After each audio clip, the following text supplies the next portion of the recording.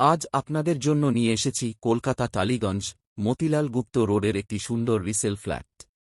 ৯ বছরের পুরনো, ৩টি বেডরুম, ছোট ডাইনিং, বট কিচেন, ছোট ব্যালকনি, একটি টয়লেট, মাপ ৭০০ স্কোয়ার ফুট।